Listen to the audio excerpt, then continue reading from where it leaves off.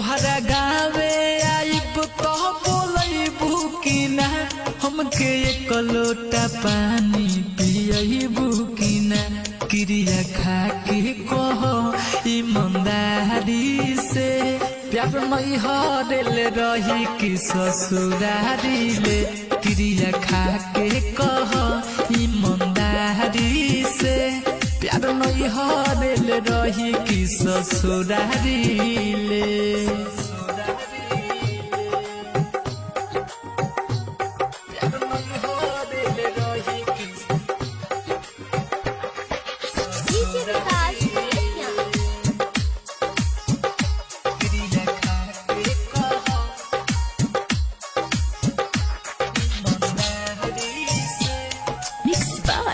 रजनीश जेके पिया बाके झोली